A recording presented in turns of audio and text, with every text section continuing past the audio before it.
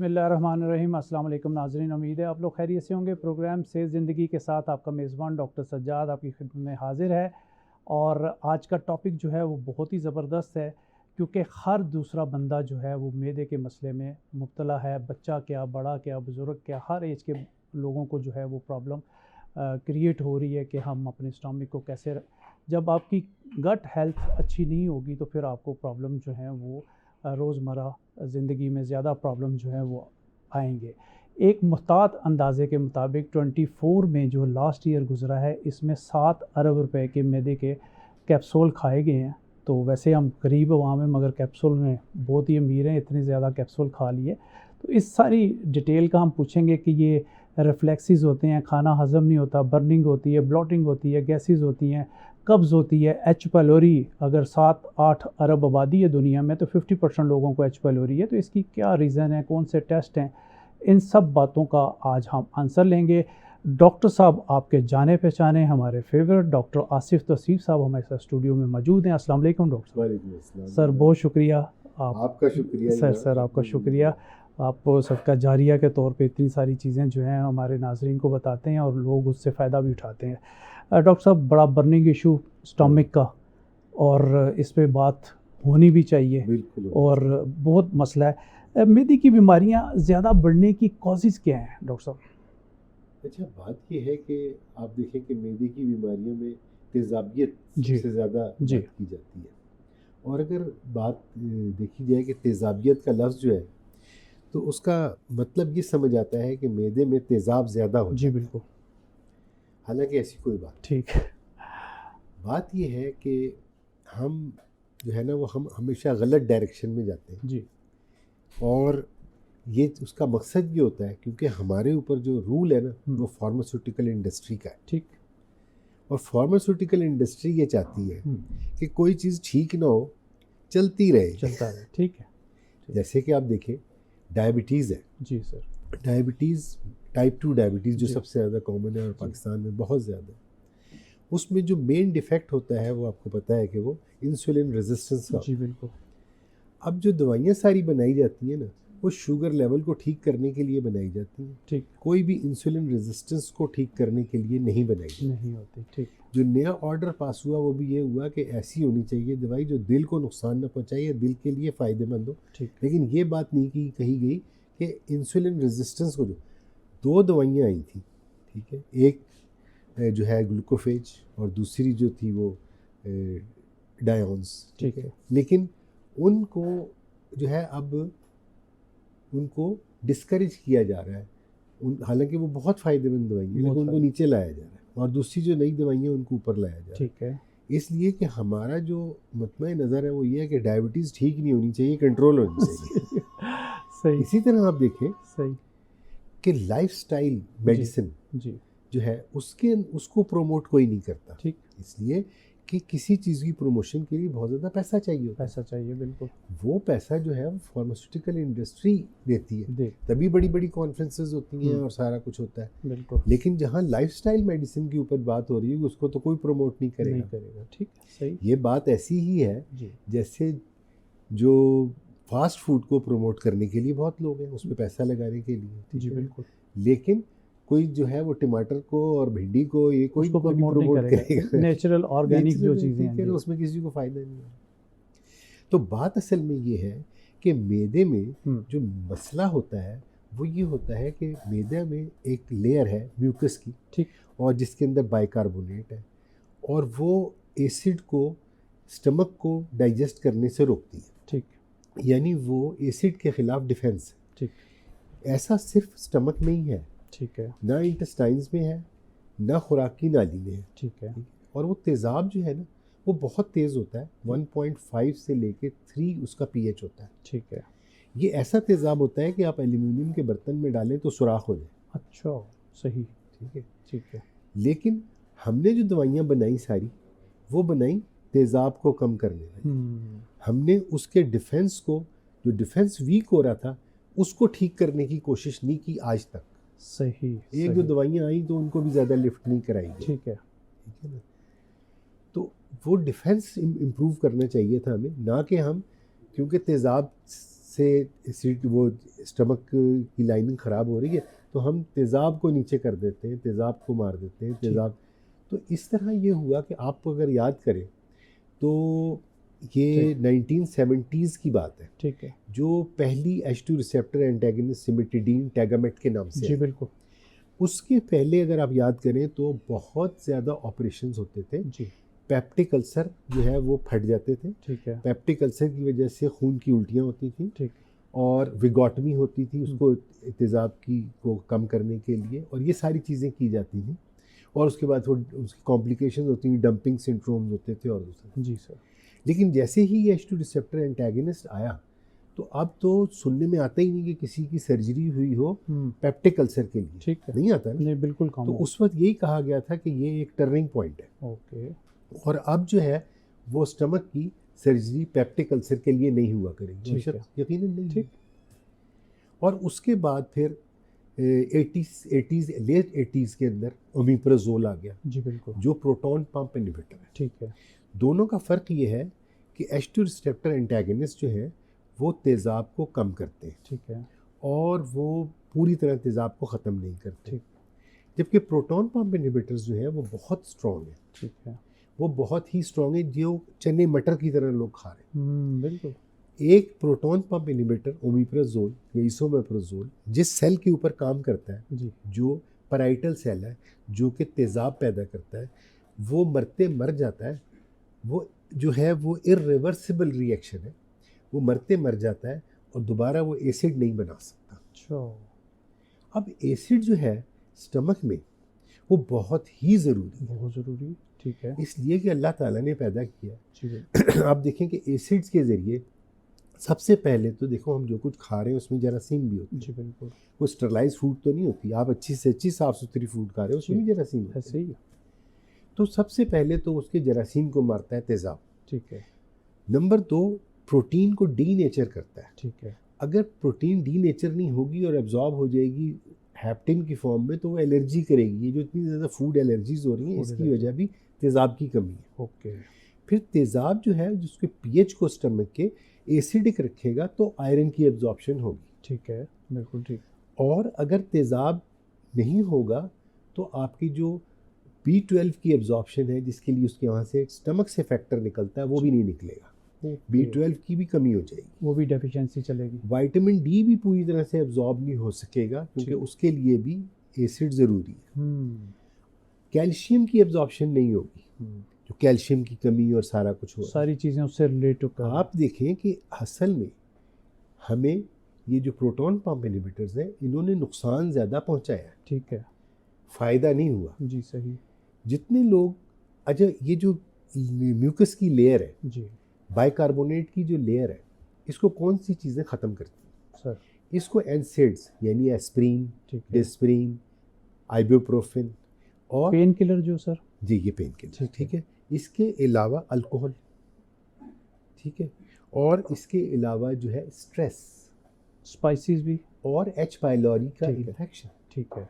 ये सारे इसके डिफेंस को तोड़ते हैं, ठीक है। इसकी म्यूकस लेयर को ख़त्म करते हैं। ठीक है। तेज़ाब बेचारे ने कुछ नहीं करना, तेज़ाब तो जैसा था वैसे ही है। ठीक है। ठीक है ना, तो फिर तेज़ाब उसको खाएगा क्योंकि, और फिर अगर ये तेज़ाब खुराक की नाली में चला जाएगा तो उसको भी खा जाएगा। जी नाजरीन, एक छोटा सा ब्रेक है, आपने कहीं नहीं जाना, हमारे साथ रहिए। प्रोग्राम आप देख रहे हैं सेहत ज़िंदगी। आज हमारे साथ डॉक्टर आसिफ तौसीफ साहब हैं और बातचीत चल रही है मैदे से मुतल्लिक। जी डॉक्टर साहब। तो बात ये है कि हम जब ये लेते हैं, जब तेज़ाब की वजह से आपको इरिटेशन हो रही है तो आपने तेज़ाब को कम कर दिया तो वक्ती तौर पर ठीक हो। चलें, अगर आपने ये स्ट्रेटजी करनी भी है तो उसका कुछ टाइम है। जी बिल्कुल। होता ये है कि एक दफ़ा तो डॉक्टर लिखता है और उसके बाद पेशेंट खुद से खाना शुरू कर देता है। ये बहुत, यहाँ पर मैंने देखा है लोग 5-5, 6-6, 7-7 साल से खा रहे हैं और ये सोच के खा रहे हैं कि अगर हम ये नहीं खाएंगे तो हमें ये हो जाएगा, और सचमुच उनको होता है। ठीक है। इसलिए कि वो खाते हैं तो चल रहे हैं। जी बिल्कुल। इसी तरह आप देखें कि आज के ज़माने में जो खुराक की नाली में जो जलन है वो कितनी आम हो गई। बहुत आम है, बहुत आम है। अब कहते ये हैं कि ये तेज़ाब की ज़्यादती की वजह से है। ठीक है। मैं आपको बताऊं, ये तेज़ाब की कमी की वजह से। उसकी कमी की वजह से, ठीक है। बात ये है कि तेज़ाब का जो pH है वो जितना कम होता है तेज़ाब उतना तेज़ होता है जी ना। बिल्कुल। तो अगर वो pH तेज़ होगा तो क्या होगा कि खुराक की नाली का निचला हिस्सा बंद हो जाएगा ठीक है, और तेज़ाब को खुराक की नाली में नहीं आने देगा। ठीक है। ये रिफ्लेक्स जब ही होता है जब स्टमक के अंदर सही तेज़ाब होता है। जब आप ओमिप्राज़ोल और ये दवाइयाँ खा खा के तेज़ाब को बिल्कुल नकारा कर देते हैं, ठीक है, तेज़ाब बिल्कुल ख़त्म हो जाता है और ना होने के बराबर होता है, ठीक है, तो फिर ये बंद नहीं होता, ठीक, फिर ये खुला रहता है। उसके खुला रहने से वो जो बहुत हल्का सा तेज़ाब है ना वो खुराक की नाली में आ जाता है। ठीक है।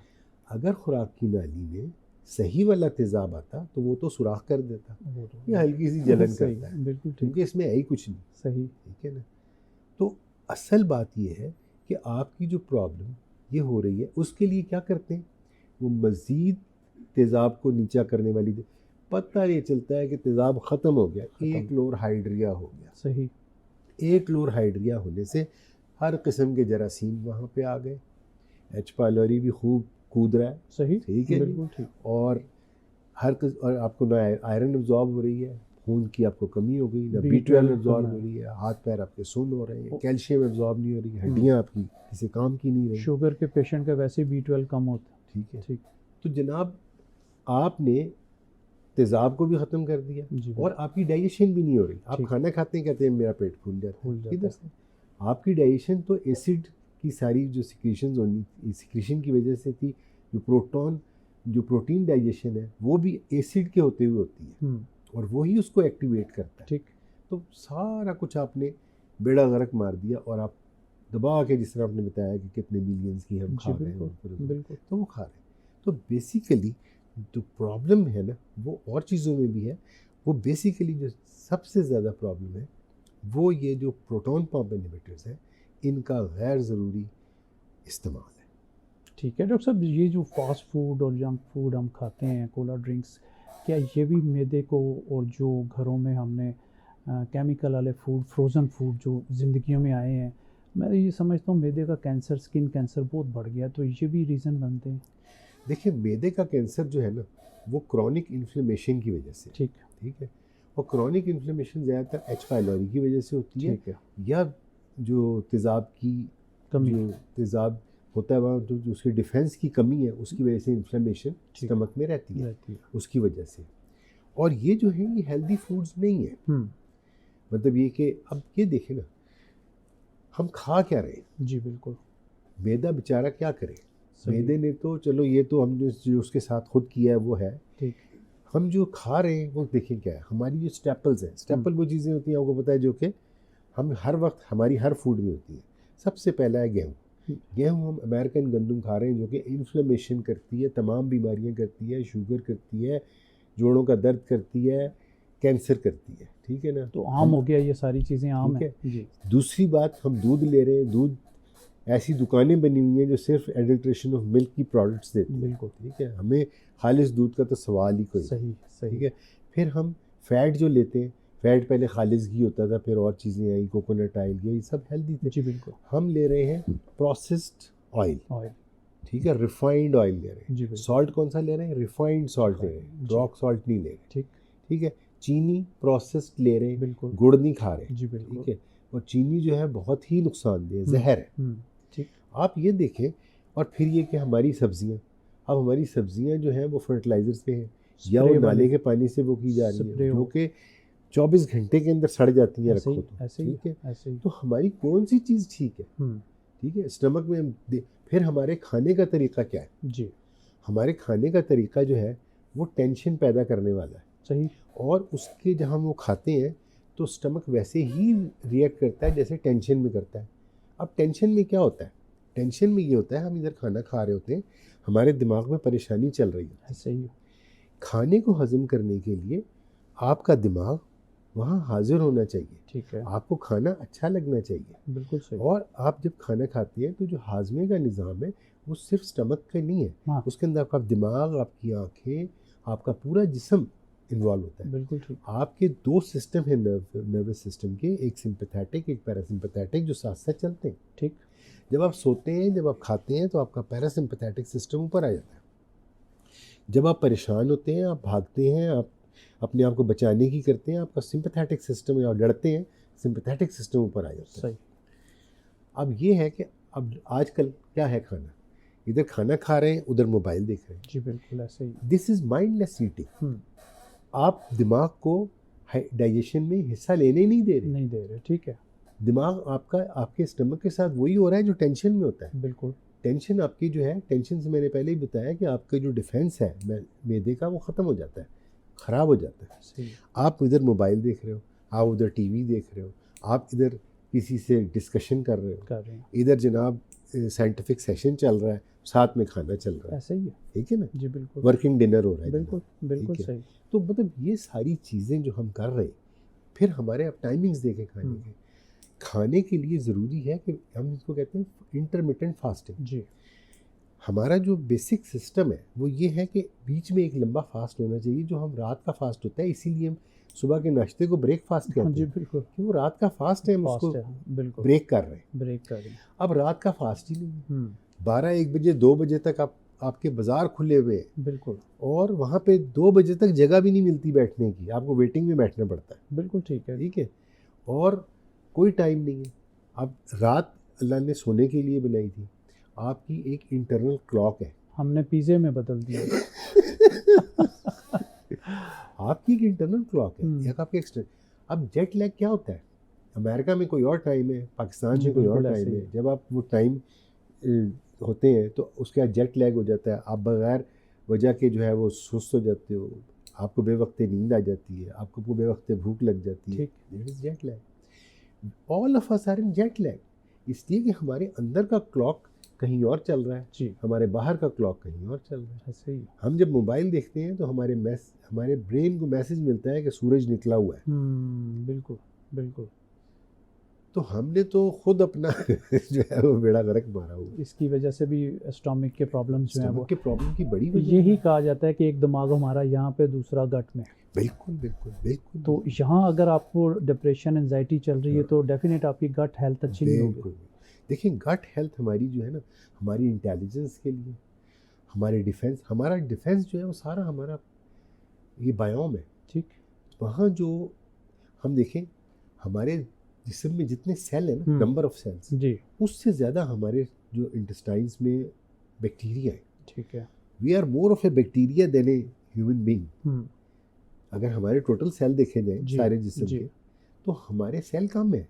बिल्कुल ठीक। वो सेल जो जिससे हमारे बैक्टीरिया बने हुए वो ज़्यादा है। ठीक है। और उनका हेल्दी होना, हम जो फाइबर खाते हैं, हम अब रिफाइंड फूड क्या होती है, उसमें से फाइबर हम निकला हुआ। बिल्कुल। कुरान पाक में फाइबर का जिक्र है कि गेहूँ और उसके साथ हमने भुस बनाया। जी बिल्कुल।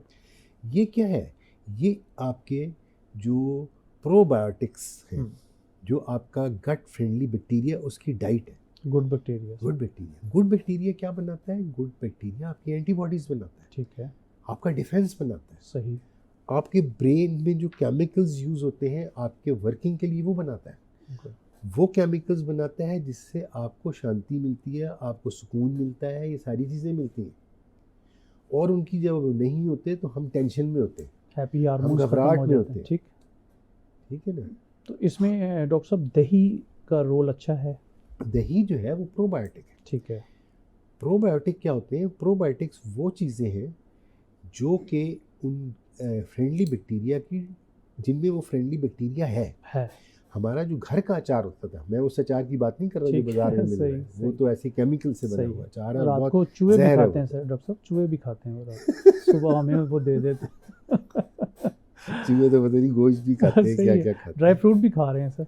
हाँ बिल्कुल सब कुछ खा रहे। तो घर का अचार जो है वो, घर का अचार और योगर्ट। ठीक है। इसके अलावा भी बहुत सारी चीज़ें जो हमारे माशरे में मकबूल नहीं है, दूसरे योगर्ट का सर बताइएगा, कुंडे का जो दही है वो इफेक्टिव है? उसकी बात, वो डब्बों वाला, उसका बनने का तरीका और जो डब्बे वाला दही है उसका बनने का तरीका डिफरेंट है। ठीक है। उसमें एक्सपायरी भी है। हाँ उसमें एक्सपायरी आएगी तो केमिकल आएगा। हाँ बिल्कुल। तो वो हार्मफुल होगा आपकी बॉडी के लिए। बिल्कुल। देखिए केमिकल्स तो हमें बिल्कुल, बहुत अच्छी बात की आपने। देखें, एक हमने बात की कि हम खा क्या रहे हैं, वो फूड क्या है। बिल्कुल। दूसरी बात हमने ये की कि हमने उसको टाइमिंग हमारे क्या है खाने टाइमिंग की, क्या ठीक है। तीसरी बात यही कि केमिकल्स हैं, हमारे मसालों में केमिकल्स हैं, ठीक है। हमारे जो डब्बे की चीज़ें उसमें है, ठीक, हमारा जो प्रोसेस्ड मीट है उसमें है, उसमें है। ठीक है ना। हर चीज़ के अंदर केमिकल्स हैं और ये केमिकल्स बहुत ख़तरनाक हैं और इसके अंदर टेस्ट एनहेंसर्स हैं। आप जो बात करें पिज़्ज़े की और बर्गर की, और ये बड़ी बड़ी कंपनियां बहुत रिसर्च करा के बहुत महंगे चीज़ें केमिकल्स ड्राइव करते हैं। ये केमिकल्स क्या हैं? These are called taste enhancers. ये क्या करते हैं कि ये जाके ब्रेन के ख़ास हिस्से को स्टिमुलेट करते हैं। ठीक है। जब वो ब्रेन का हिस्सा स्टिमुलेट होता है तो आपके ब्रेन को ये मैसेज जाता है कि ये चीज़ बहुत मज़े की है। और फिर आप जब कुछ भी खाते हो, घर का खाना खाते हो, तो उसके अंदर वो टेस्ट एनहेंसर नहीं है, वो आपको तो पसंद वो नहीं आता। स्टिमुलेशन नहीं होती। यही वजह है कि हमारे बच्चों को घर का खाना भूसा लगता है, भूसा लगता है। बिल्कुल वो नहीं वो खाता। कहते हैं कि जी हमें तो वो जो ये है इसके अंदर ही टेस्ट आता है। टेस्ट आता है, बिल्कुल। इसलिए कि उसमें वो टेस्ट एनहेंसर है जो कि जाके उनके ब्रेन को स्टिमुलेट करता है। ठीक। एक सॉल्ट भी उसमें डाला जाता है डॉक्टर जी, साहब, जो कि मोनो, बैन किया गया था। हाँ जी, चाइनीज सॉल्ट जिसे कहते तो हैं, वो भी वो हार्मफुल है बहुत बुरा बॉडी है। के लिए। वो आपके गट के बैक्टीरिया के लिए भी बहुत बुरा है, फ्रेंडली तो बैक्टीरिया उसके के लिए। बगैर वो चीज़ें बन ही नहीं रही। और वो आपके स्टमक के लिए भी बहुत बुरा है और वो कैंसर करता है। ओह। और आपके जितने होटल्स हैं, जितने रेस्टोरेंट्स हैं, वो सॉल्ट ज़रूर डालते हैं। वो सूप में भी डल रहा है। बिल्कुल, हर चीज़ में पड़ता है वो। इवन ये कि आपके तिक्के कबाब खाते हो उसमें भी डालते हैं, टेस्ट के लिए। टेस्ट के लिए डालते हैं। वो एक किस्म का टेस्ट एनहेंसर है। डॉक्टर साहब, एच पाइलोरी की बात की स्टार्ट में कि 50% आबादी को एच पाइलोरी है। इसकी साइन एंड सिम्टम क्या होते हैं और इसका टेस्ट स्टूल में बेहतर है या ब्लड में? देखिए, इसके साइन सिम्टम्स वही होते हैं जो गैस्ट्राइटिस के। ठीक है। सिर्फ फ़र्क ये है कि आम दवाई जब हम दवाइयाँ लेते हैं ना, तो एच पाइलोरी अगर है तो वो वक्ती तौर पे थोड़ा सा फ़ायदा करती हैं और दोबारा रिबाउंड हो जाता है। ठीक है, या वो उनसे उतना फ़ायदा नहीं होता जितना। और अगर किसी को रिपीटेडली प्रॉब्लम हो रहा है तो हम फिर उसका एच पाइलोरी चेक करते हैं। ठीक है। एच पाइलोरी बेसिकली एक जरासीम है जी। और ये जरासीम जो है ये आपके कंटामिनेटेड वाटर, कंटामिनेटेड फूड से होता है। ठीक। पर्सनल कांटेक्ट से भी होता है, किसिंग से भी हो जाता है। अच्छा, ठीक है। और इसका ये है कि अगर आप वो चीज़ें, आप एक दफ़ा इरेडिकेशन इसकी कर लेते हो और दोबारा वो चीज़ें इस्तेमाल करते हो, वो कंटामिनेटेड फूड लेते हो, आपको दोबारा भी हो सकता है। अच्छा, दोबारा रिकरेंस हो। रिकरेंस। और अगर एच पाइलोरी बहुत अरसे तक रहेगा तो उससे कैंसर होने का भी एहतमाल है। Stomach cancer. ठीक। और एच पाइलोरी यही करता है कि आपकी जो म्यूकस लेयर है, जो आपका डिफेंस है ना, उसको वीक करता है। ठीक है। जब वो उसको वीक करता है तो फिर वहाँ पे वो अल्सर बन जाता है। ठीक है। तो इसको इरेडिकेट करने के लिए इसको आप कल्चर भी कर सकते हैं। चीज़ चल रही है आज मैदे के मसाइल के ऊपर। डॉक्टर आसिफ तौसीफ साहब जो है वो इस पे बात कर रहे हैं। जी डॉक्टर साहब। ठीक। अब हो ये रहा है कि वक्त के साथ ये एच पाइलोरी जो है ये बहुत रेजिस्टेंट होता जा रहा है। ठीक है। देखिए, शुरू में ऑलरेडी जब पहली दफ़ा इसके हमने ट्रीटमेंट शुरू किया उस वक्त भी हमने बहुत हैवी एंटीबायोटिक्स इसके लिए दी थी। ठीक है। यानी एरिथ्रोमाइसिन, ठीक है। एजिथ्रोमाइसिन दी थी इसके लिए। ठीक है जी। इसी तरह से मेट्रोनिडाजोल दी थी, अमोक्सिल 1 ग्राम में देते थे। अच्छा। और साथ में प्रोटॉन पंप इनहिबिटर देते थे। ठीक। लेकिन और कभी पहले 7 दिन का ट्रीटमेंट होता था, अब 14 दिन का ट्रीटमेंट होता है और उसके बाद भी ये ठीक नहीं होता। ठीक है। और अब वोनोप्रोजोल और दूसरी कुछ और केमिकल्स जो हैं और दवाइयाँ जो हैं वो इसके लिए आ रही हैं।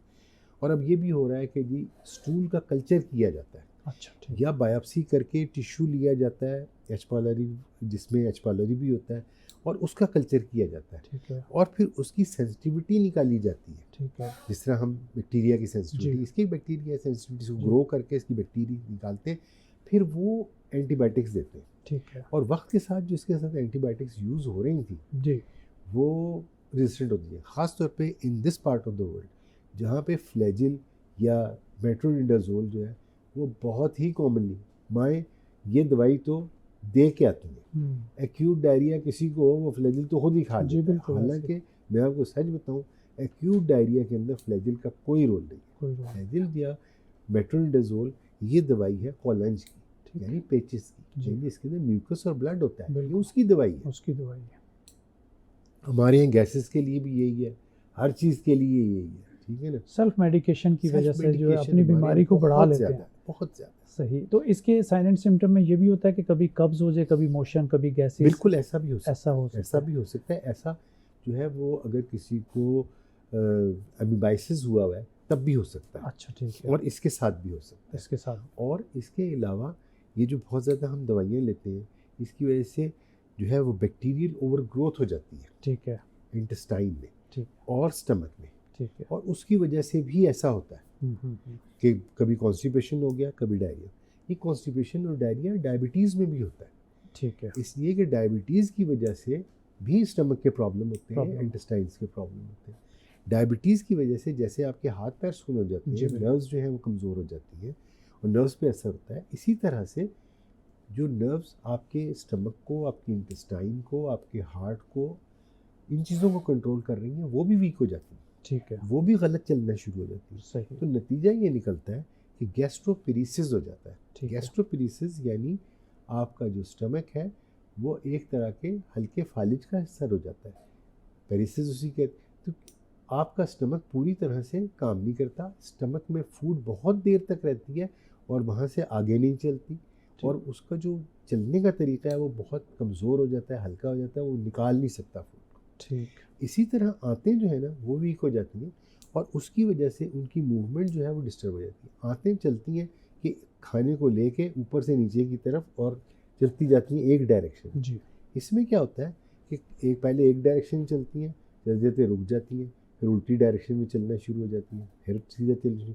तो क्या होता है जब स्टमक से एम्प्टिंग नहीं होती तो बंदा कहता है कि जी मैंने खाना खाया था और अभी तक इधर ही रखा हुआ है, आगे नहीं जा रहा। जी बिल्कुल। इसी तरह कब्ज़ भी हो जाता है, जब आते पूरी तरह चलेंगी नहीं, वहाँ तक पहुँचेंगी नहीं तो क्या होगा, स्टूल नहीं पास होगा तो कॉन्स्टिपेशन हो जाएगा। ठीक है।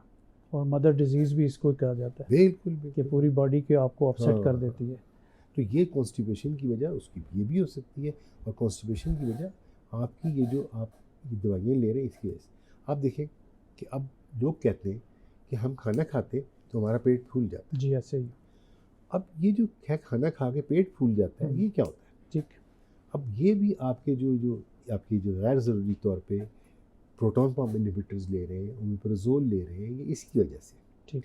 जब इसकी वजह से स्टमक में एक क्लोराहाइड्रिया हो जाता है ही नहीं, तो वहाँ पे जरासीम आ जाते हैं, स्ट्रेप्टोकोकस और दूसरे कुछ, वो वहाँ पे ग्रो करते हैं। ठीक। आप खाना खाते हैं, फिर वो जरासीम खाना खाते हैं और गैसेज रिलीज करते हैं, फ़ौरन आपका स्टमक जो है वो फूल जाता है। ठीक। जो स्टमक फूलता है ना वो दो तरह का होता है। एक होता है कि आप जैसे ही खाना खाते हैं तो आप कहते हैं मुझे ब्लोटिंग हो गई, मेरा स्टमक फूल गया, मेरा पेट फूल गया। एक होते हैं कि आप कहते हैं 2 घंटे बाद फूला है। ठीक है। मैं खाना खाता हूँ उसके अब 2 घंटे बाद जो हो रहा है वो आपकी इंटेस्टाइन में जो बैक्टीरिया है वो ओवर ग्रो कर गए, वहाँ पे भी स्ट्रेप्टोकोकस आ गया और वहाँ पे भी यही काम हो रहा है, वहाँ पे जिसे कहते हैं तबखीर हो रही है, और वहाँ से गैसेस निकल रही हैं और आपको जो चुभन हो रही है और आपका पेट फूल रहा है, ये उसकी वजह से।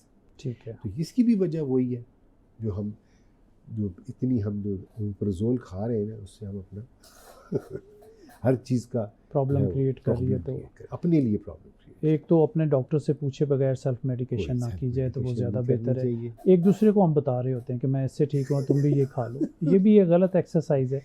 और बच्चों को भी तो ये है कि जो मरीज़ जो जाता है बंदा किसी मरीज़ को देखने के लिए, वो समझता है कि उसका विजिट कंप्लीट नहीं हुआ जब तक कि वो एक नुस्खा उसको दे के नहीं लाजमी बताएगा। ठीक है, बिल्कुल तो ये करो, मैंने ये किया था। नहीं सर, आपके पास अगर बच्चे आते हैं, आप वेट और एज देखते हैं तो वो उसी के लिए दवाई होगी ना, तो मैं तो नहीं दूसरे बच्चे को वो दे सकता, तो ये भी घरों में चल रहा है सर। बिल्कुल यही चलता है। हम एक नुस्खा लिखते हैं किसी बच्चे के लिए, वही नुस्खा जनाब उठा के वो दूसरे बच्चे को दे देते हैं। हालांकि वो जो है वो मिलीग्राम पर केजी के हिसाब से दवाई होती है। बिल्कुल। और फिर उसके बाद जब वो ठीक नहीं होता तो फिर आ जाते हैं और बताते भी हैं कि आपने पिछली दफ़ा इसको ये दवाई दी थी तो मैंने फिर इसको ये दवाई दे दी मगर ये ठीक ही नहीं हुआ, इसलिए फिर मैं आपके पास आई। वही सेल्फ मेडिकेशन की वजह से सारा जो है ना वो मसला। डॉक्टर साहब, अल्सर की क्या अलामात होती हैं? देखिए अल्सर में एक तो पेप्टिक है, ड्यूडेनम है, गैस्ट्राइटिस अल्सर है, 3 किस्में हैं। हाँ जी। देखिए एक तो स्टमक के अल्सर होते हैं। स्टमक के अल्सर में ये होता है कि आप जैसे ही खाना खाते हैं तो आपको दर्द होता है। ठीक है। और खाना खाने से क्योंकि दर्द होता है तो इसलिए बंदा खाना खाने से अवॉइड रुक जाता है। ठीक है। जो आपका ड्यूडेनल अल्सर है उसमें दर्द जो है वो खाने के कुछ देर बाद होता है। ठीक है। और जब आप खाना खाते हैं, अगर आपको दर्द हो रहा है तो खाना खाते हैं तो दर्द रुक जाता है। तो क्या होता है कि बंदा ज़्यादा खाना खाना शुरू हो जाता है। बिल्कुल। तो क्या होता है कि स्टमक का जिसको अल्सर होता है ना, उसका वज़न कम हो जाता है। जिसको ड्यूडेनम का अल्सर होता है उसका वज़न बढ़ जाता है, क्योंकि उसका जो पेन है वो रुकता है खा के। जैसे उसको पेन होता है कुछ खाता है उसका रुक जाता है। तो ये दोनों का डिफरेंस है। इलाज तो तकरीबन एक जैसा है। ठीक है ना, कॉम्प्लिकेशंस भी एक जैसी हैं। तो दर्द जो है वो, लेकिन जो ड्यूडेनम का दर्द है ना वो महसूस उधर ही होता है, एपिगैस्ट्रम में ही महसूस होता है। बहुत कम हो के वहाँ, अगर वहाँ कोई ठीक ठाक किस्म का अल्सर हो गया, क्योंकि ये जो है ना, ये जो दर्द होते हैं ना, ये वहाँ पे नहीं हो रहे होते जहाँ पे तकलीफ़ होती है। ठीक। क्योंकि इनकी ये एक होती है जो उसकी लोकल वजह होती है जी। अगर आप दबाएं तो आपको दर्द यहाँ ही होगा। ठीक है। प्रैक्टिकल उसका ड्यूडेनल अल्सर का।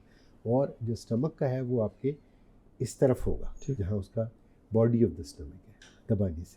लेकिन उसका जो वैसे विसरल पेन है ना, वो आपको एपिगैस्ट्रियम में ही होगा। ठीक। जो आपके अम्बिलिकस के आसपास दर्द होगा वो आपकी स्मॉल इंटेस्टाइन का होगा। ठीक है। जो इसके नीचे वाली गोला है उस उधर होगा तो वो आपकी लार्ज इंटेस्टाइन या ब्लैडर का होगा। ठीक है। ये एक्चुअली इनकी विसरल प्रेजेंटेशन है। डिफरेंशिएट करना बड़ा ज़रूरी है। करना, हाँ। तो ये है कि ये हम तो जानते हैं ना, मतलब ये कि बंदा तो कहता है कि यहाँ मुझे दर्द है तो नाफ में ही दर्द हो रहा है, वो इंटेस्टाइन का दर्द है। और यहाँ जो दर्द हो रहा है वो हार्ट का भी हो सकता है। बहुत से लोग हमारे पास आके कहते हैं वो जी मैं ठंडे चावल खा ले जनाब, ये मैंने दर्द हो रहा है तो मैंने कोई मैदे की दवाई दे दो। ठीक है। साथ में उसको ठंडे पसीने आ रहे होते हैं। बिल्कुल ठीक है। हम कहते हैं भी हम कुछ नहीं दे रहे, तुम ये जल्दी से दवाई लो और जल्दी से अस्पताल पहुंचो। बिल्कुल ठीक। इसलिए कि तुम्हें हार्ट अटैक हो रहा है। सही। उस वक्त बहुत दफ़ा हार्ट अटैक का दर्द ना हार्ट में होता है ना दिल में होता है, वो यहीं होता है। यहीं हो रहा है। ठीक। लेकिन उसको एकदम तो हमें देख के ही बंदा सफ़ेद पड़ा होता है, पसीने उसको ठंडे पसीने आ रहे होते हैं, घबराहट हो रही होती है। खासतौर पे शुगर पेशेंट को साइलेंट हार्ट अटैक हो जाता है। साइलेंट हार्ट अटैक हो जाते हैं, बिल्कुल कुछ भी नहीं होता। नहीं होता। It's very tricky, you have to be very vigilant. Doctor साहब, अल्सर कितने अरसे में ट्रीट हो जाता है? बाज़ लोगों को खून भी आ रहा होता है। देखिए, हाँ, आपने सिम्टम्स की बात की थी। सिम्टम्स में उसको कॉफ़ी ग्राउंड आ सकता है, लेकिन आजकल ये बहुत कम होता है। कम। आजकल जो ज़्यादातर खून आ रहा होता है वो वेरिसियल ब्लीड होती है। ठीक है। जो कि हेपेटाइटिस बी या सी की वजह से होती है। जो पोर्टल हाइपरटेंशन उसको होती है, बाइंड कर दिया जाता है। हाँ, उसकी वजह से जो है वेन्स जो है वो बलून की तरह फूल जाती हैं और वो फट जाए तो बहुत सीवियर किस्म की ब्लीडिंग होती है। वैसे भी स्टमक में जो है ना वो उस तरह की ब्लीडिंग नहीं होती। ठीक है। जो वेरिसियल ब्लीड होती है वो ऑलमोस्ट बिल्कुल रेड होती है। ठीक है। जबकि जो स्टमक की ब्लीड होती है वो कॉफ़ी ग्राउंड होती है, जैसे कि कॉफ़ी बीन्स को आपने ग्राइंड किया हुआ हो ना, इस तरह की काले रंग की होती है। और स्टमक का जो भी अगर स्टमक की वजह से स्टूल में आ रहा है तो स्टूल में जो आएगा वो भी काले रंग का स्टूल आएगा, बिल्कुल टारी, मतलब तारकोल की तरह का। तारकोल की तरह। ठीक। क्योंकि वो केमिकल एसिड की वजह से वो उसका कलर चेंज हो जाता है और केमिकल्स की वजह से चेंज हो जाता है। ठीक। जबकि जो अगर रेड ब्लड आ रहा है आपको इंटेस्टाइन से, बहाने में सुर्ख खून आ रहा है, तो वो आपको लोकल है, वो हेमोरॉइड्स की वजह से है या आपके बड़ी आंत में कोई अल्सर हुआ, खूनी बवासीर होगी। खूनी बवासीर। ठीक है। डॉक्टर साहब, कहा जाता है कि जिसको शुगर हो जाए और कोई ना बीमारी हो तो पूरा जिस्म उसका जो है वो पकड़ा जाता है। तो उसमें ये बताइएगा कि कॉम्प्लिकेशंस में उसकी मैदा और आंतें आती हैं सारा स्टमक, क्योंकि यही मेडिसिन खाने से भी उसको ब्लोटिंग होती है, गैसेस होती है। बिल्कुल। और ये भी कहा जाता है कि ये मेडिसिन जो है खाने के दरमियान खा लें तो गैसेस कम हो जाती हैं। तो ये बताइएगा कि स्टमक और आंतों की तकलीफ़ शुगर पेशेंट को आम है? देखिए, ये डिपेंड करता है कि उसकी शुगर को कितना अरसा हो गया। ठीक। क्योंकि नर्व्स पे जो असरात हैं वो 3-4 साल के बाद शुरू होते हैं। ठीक है। वो डिपेंड करता है कि आपकी शुगर्स कितनी अनकंट्रोल रही है, उससे जल्दी भी हो सकते हैं। तो उसमें यही होता है कि गैस्ट्रोपेरिसिस यानी स्टमक खाली नहीं होता। तो आप कहते हो खाना इधर ही रखा हुआ है, और स्टमक जो है ना वो क्योंकि सही तरह उसको चलता नहीं है तो डाइजेशन भी नहीं होती। और उसकी वजह से फिर वहाँ पे जो खाना बहुत देर तक रहता है तो खाना सड़ता है जी, और उसके अंदर जो है वो जरासीम भी पैदा होती है। और इसी तरह से आंतें भी जो है वो जैसे मैंने बताया कि चलती हैं, रुक जाती हैं, तो कॉन्स्टिपेशन हो जाता है। ठीक। और डाइजेशन सही तरह नहीं होती और बंदा जो है वो कहता है कि जी मुझे भूख नहीं लगती या पेट फूल जाता है। तो ये सारी चीज़ें जो हैं ये उसके साथ हो सकती हैं।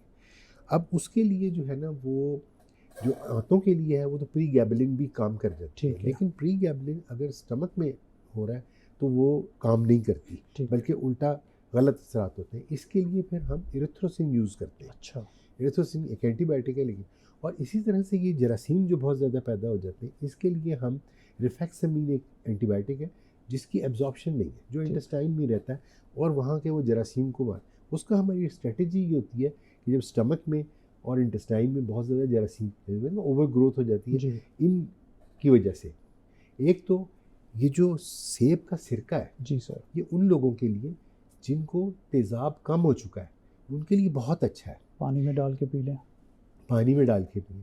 और फिर ये कि एल्जीनेट होता है जो कि ना गैविस्कॉन के नाम से आता है, ठीक है, वो आप 2 चम्मच ले लो तो वो यहाँ प्लग हो जाता है। ठीक, तो आपकी खुराक की नाली में जो है ना वो तेज़ाब जैसा हल्का सा तेज़ाब है ऊपर जाएगा ही नहीं। लोग ठंडा यख दूध भी पी रहे होते फिर ये कि डाइट में बहुत सारी ठंडा यख दूध जो है वक्ती तौर पर आपको फ़ायदा करेगा, ठीक, लेकिन उसमें कैल्शियम जब एब्जॉर्ब होगी तो एसिड सिक्रीशंस और बढ़ जाएंगी, ठीक है।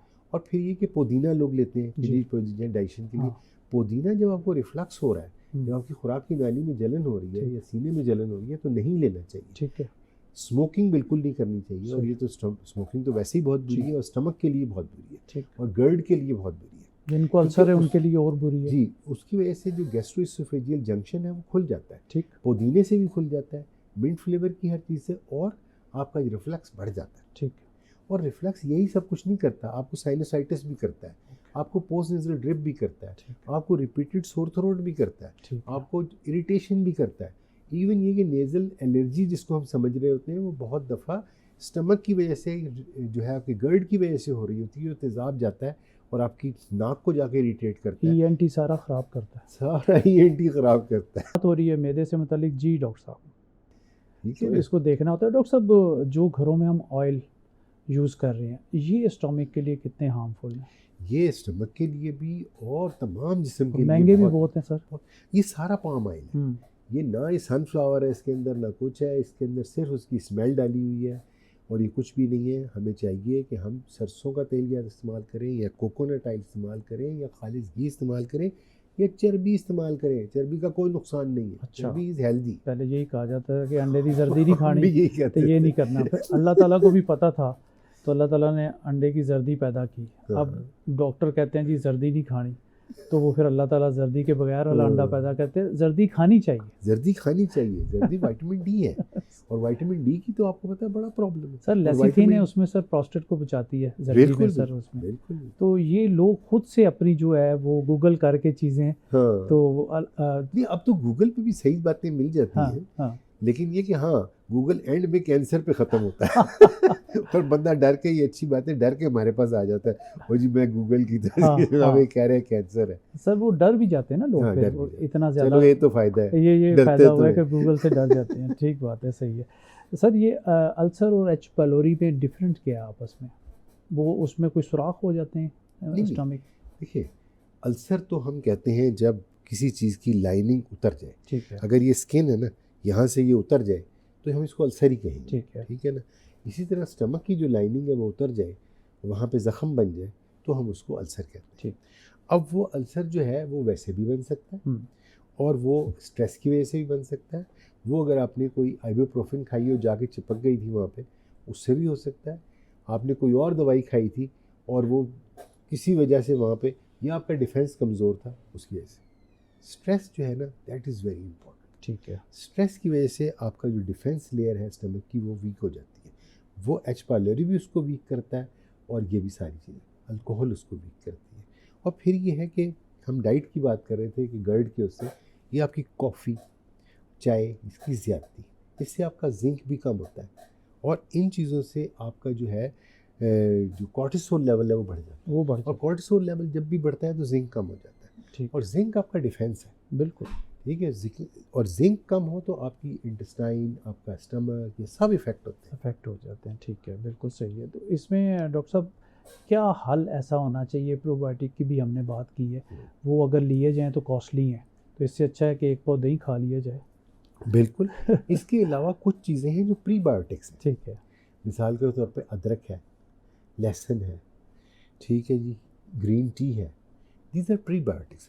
Prebiotics is a fertiliser for probiotics. जो आपकी प्रोबायोटिक जो है वो सीड्स है, ठीक, और जो प्रीबायोटिक्स हैं वो फर्टिलाइज़र है। ओके। अगर आप ये चीज़ें आप लेते हैं, कच्चा लहसुन लेते हैं, प्याज लेते हैं, ठीक है, अदरक लेते हैं, कावा पीते हैं, ठीक है, तो ये सारी चीज़ें प्रीबायोटिक्स हैं और ये प्रोबायोटिक्स को बढ़ाती हैं और आपके जो फ्रेंडली बैक्टीरिया हैं उनकी ग्रोथ करती हैं और आपका डिफेंस और हर चीज़ आपकी बेहतर हो जाती है। तो ये साथ साथ जो है ये चीज़ें लेनी चाहिए, लाजमी लेनी चाहिए। देखिए हमें जो हमारी यहाँ पे डाइट है ना वो बहुत अच्छी डाइट है। ठीक है। जो हमारे जो फोर फादर्स की डाइट थी, जो हमारे मसाले हैं, देखें हमारे जो मसाले हैं उनके अंदर तो सारी जनाब मेडिसिन है। बड़ी इलायची के आप दाने जो है वो आप लें, आपको जैसी मर्जी ब्लोटिंग हो रही हो, कुछ हो रही हो, चंद दाने आप लें, उल्टी रोक देती है। उल्टी रोक देती, सही, ठीक है।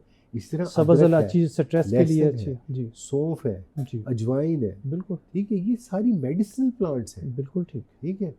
अदरक, लहसुन विदाउट एनी साइड इफेक्ट। और ये जो है ये लहसुन, अदरक, ठीक है, प्याज और सौंफ, ये एंटी माइक्रोबियल है, नेचुरल एंटी माइक्रोबियल। सर इसमें नेचुरल जो है वो स्टीरॉइड है इसमें, अदरक में। अच्छा। आपकी इन्फ्लेमेशन को रोकता है जब आप बिल्कुल इन्फ्लेमेशन को रोकता है और ये तो बेहतरीन चीज़ है। इस तरह देखिए सिरके की अहादीस के बारे में आपने देखा है कि कितनी वैल्यू है, बहुत ज़्यादा, कि अगर आपके घर में सिरका है तो ये ना कहें कि आपके घर में सालन नहीं। बिल्कुल ठीक, बहुत ज़्यादा। और अब हम देख रहे हैं कि सिरके के इतने फ़ायदे हैं स्टमक में जी, और अगर आप सिरका लेना शुरू कर दें तो ये जो गर्ड वाले पेशेंट हैं ये काफ़ी इम्प्रूव हो जाते हैं। ठीक है, बहुत बेहतर हो जाते हैं। ठीक है, तो हमें ये चाहिए कि देखिए हम ये जो प्रोटॉन पंप इनहिबिटर है, इसोमेप्रोजोल है, मेप्रोजोल है, H2 रिसेप्टर एंटागोनिस्ट है, ये बहुत बड़ी दवाइयाँ हैं। ये अल्सर की दवाई है। बेसिकली हुआ ये कि अल्सर की दवाइयाँ थी, इन्हें हमने बदहज़मी की दवाइयाँ बना दी। ये बदहज़मी की दवाइयाँ नहीं है, बदहज़मी इनसे बढ़ती है, ठीक, लेकिन बदहज़मी इससे सिम्टमलेस हो जाती है, दर्द ख़त्म हो जाता है, इसलिए कि तेज़ाब बिल्कुल मुका देती है। ठीक, इसलिए हमें समझना चाहिए और हमें अगर कोई ऐसा मसला है तो एंटासिड ले लें, कुछ नहीं है थोड़ा सा मीठा सोडा पानी में डाल के ले लें, वो भी एंटासिड अच्छा है। हर रोज़ डॉक्टर साहब अगर खाने के बाद डिस्पेप्सिया बदहज़मी अगर हो रही तो इसकी रीज़न लोगों को क्या हो सकती है? बदहज़मी जो हो रही है उसकी वजह यही है, तेज़ाब की कमी होती है। ठीक है, और अगर आपकी तेज़ाब की कमी वैसे 30 ईयर्स के बाद तेज़ाब वैसे भी कम होना शुरू हो जाता है। ओके, नेचुरली भी कम होना चाहिए, इसीलिए ओल्ड एज में डाइजेशन वैसी नहीं होती जैसी यंग एज में होती। ठीक हो गया। डाइजेशन में प्राइमरी रोल आपके एसिड का है, ठीक है, बाद में सारी चीज़ें आती हैं और वो बाद में जितनी चीज़ें हैं, पेप्सिन है और जो पैनक्रियाटिक जूस है, वो काम ही नहीं करता उस वक्त तक जब तक आपकी तेज़ाब ना हो। ठीक, बिल्कुल, और वो इनइफेक्टिव हो जाता है, तो तेज़ाब 30 ईयर्स के बाद कम होना शुरू हो जाता है। ठीक, खाने पे खाना डॉक्टर साहब, हाँ, ये तो बहुत कितना ख़तरनाक है। ये बहुत ख़तरनाक है। देखें बीच में आपको टाइम ही नहीं मिलता जी, आपको टाइम ही नहीं मिलता कि आप का स्टमक जो है, आपकी इंटेस्टाइन जो है वो रिपेयर हो सके। जी सर, ठीक है ना, तो ये बड़ा ज़रूरी है कि आप टाइम उसका रखें, टाइम रखें और बीच में इंटरमिटेंट फास्टिंग हम जिसे कहते हैं, आपका रात का खाना जो है ना वो 7 बजे तक हो जाना चाहिए। ठीक है, और आपका जो नाश्ता है वो डिलेड होना चाहिए। ठीक है, अगर हम इस पे अमल करें तो हमारी डायबिटीज़ भी ठीक हो जाएगी।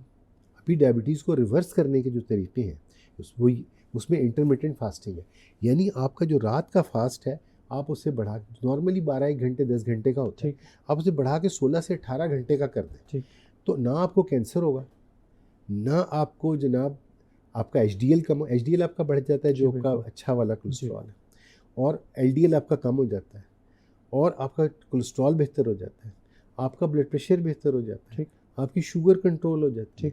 और अगर आपके कहीं कोई, क्योंकि होता ये है कि कैंसर के सेल्स इधर उधर कहीं पैदा हो रहे होते हैं और हमेशा हो रहे होते हैं, ठीक, उसके लिए कोई डिफेंस सेल्स हैं जो उनको खा जाते हैं, ठीक, उनकी एक्टिविटी बढ़ जाती है। ठीक, और ऐसे लोग जो इंटरमिटेंट फास्टिंग करेंगे उनको कैंसर नहीं होगा इंशाल्लाह। ठीक है डॉक्टर साहब, बहुत ही ज़बरदस्त गुफ्तगू रही आपके साथ। ये आपका कैमरा है, कोई मैदे के हवाले से आप मैसेज देना चाहें? मैदे के हवाले से सिर्फ एक ही मैसेज है कि सेल्फ मेडिकेशन ना करें और गैर ज़रूरी तौर पे दवाइयाँ ना लें, और ख़ास तौर पे वो दवाइयाँ जो अल्सर को ठीक करने के लिए बनाई गई थी, उनको बदहज़मी के लिए इस्तेमाल ना करें। डॉक्टर साहब बहुत बहुत शुक्रिया आपकी आमद का। जी नाज़रीन, आज का प्रोग्राम यकीनन आप लोग इससे फ़ायदा उठाएंगे, क्योंकि डॉक्टर साहब ने सच्ची सच्ची सारी बातें की हैं, ठीक है जी, कि क्या खाना है क्या नहीं खाना, कौन सी मेडिसिन खानी है कौन सी मेडिसिन नहीं खानी। तो आप इसको रिपीट में भी बार बार प्रोग्राम को देखें और समझें कि आपने अपने लाइफस्टाइल को कैसे चेंज करना है। लाइफस्टाइल बेसिकली हमें जो है मुख्तलिफ बीमारियों में घेर लेता है। तो आप लोगों ने यकीनन इसके ऊपर जो है वो अमल करना है। कोशिश करें कि देसी खुराक खाएँ और देसी तरीके से अपनी लाइफ को जो है वो आगे लेके जाएं। वॉक करें, एक्सरसाइज करें और लिमिटेड खाना जो खाएं। ये ज़रूरी नहीं कि हर जगह से खाना खाना और खाने के ऊपर खाना खाना है, फिर आपको कॉम्प्लिकेशन जो है वो ज़्यादा हो सकती हैं। आज के लिए बस इतना ही। अपने मेज़बान डॉक्टर सजाद को दीजिए इजाज़त। इंशाल्लाह अगले प्रोग्राम में दोबारा आपकी खिदमत में हाज़िर हो जाएंगे। तब तक के लिए अल्लाह ने